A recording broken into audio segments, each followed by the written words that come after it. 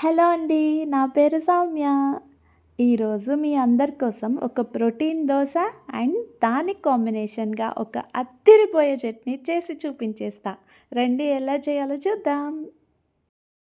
Protein దోసకి మనకు కావాల్సినవి అన్ని రకాల పప్పులు మనకి నచ్చినవి. పెసరపప్పు, రాజ్మా, నల్ల శనగలు, కాబోలి శనగలు, సోయా బీన్స్ ఇవన్నీ కలిపి ముందు రోజే నానబెట్టుకొని పెట్టుకోవాలి. వీటితో పాటు కొంచెం బియ్యం, ఒక 2 స్పూన్స్ బియ్యం ఇవన్నీ కలిపి ముందు రోజే నానబెట్టుకొని తర్వాత రోజు మార్నింగ్‌కి మిక్సీ వేసుకొని మనం బ్రేక్‌ఫాస్ట్ చేసుకోవచ్చు. పిల్లలకి ఇట్లా వీక్లీ ట్వైస్ అన్నా మీరు చేసి పెట్టండి. పిల్లలు ఎంతో ఇష్టంగా తింటారు.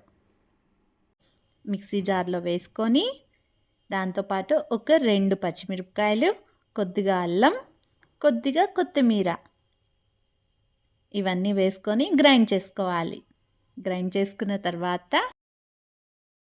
దాంట్లో ఉప్పు, కొద్దిగా పసుపు, కొద్దిగా వాటర్ వేసుకొని మిక్స్ చేసుకోవాలి. తర్వాతే దీన్ని కొంచెం సేపు పక్కన పెట్టండి. ఇప్పుడు మనం చట్నీ చేసుకోబోతున్నాం. దీనికి కావాల్సినవి ఓన్లీ 4 ఐటమ్స్ ఉంటే చాలు. ఆ 4 ఐటమ్స్తోనే మనకి చట్నీ తయారైపోద్ది. అదేంటంటే ఉల్లిపాయలు, పచ్చిమిరపకాయ, అల్లం, చింతపండు. చట్నీ ఎలా చేసుకుందామో రండి చూసేద్దాం. చింతపండుని కొంచెం సేపు నానబెట్టాలి. తర్వాత ఉల్లిపాయలు, నెక్స్ట్ కొంచెం నానబెట్టిన చింతపండు, తర్వాత 2 పచ్చిమిరపకాయలు, అల్లం వేసుకొని దాంతోపాటు ఉప్పు, నెక్స్ట్ కొంచెం బెల్లం. బెల్లం కొంచెం ఎక్కువే పడుతుంది దీనికి.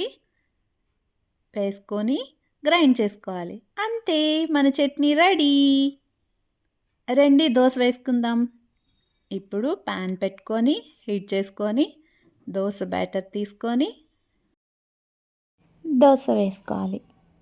బ్యాటర్ మరీ పల్చగా ఉండొద్దు, అలా అని చెప్పి మరీ టైట్‌గా కూడా ఉండొద్దు. మీడియం కన్సిస్టెన్సీ చూసుకొని వాటర్ మిక్స్ చేసుకోవాలి.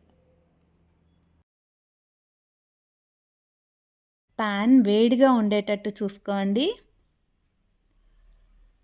ప్యాన్ వేడయిన తర్వాత దోస వేసుకొని దాని మీద మన ఉల్లిపాయలు, పచ్చిమిర్చి, జీలకర్ర, కొంచెం ఆయిల్ వేసుకొని రోస్ట్ చేసుకోవాలి.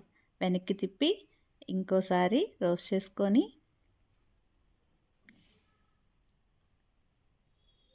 తీసుకోవడమే.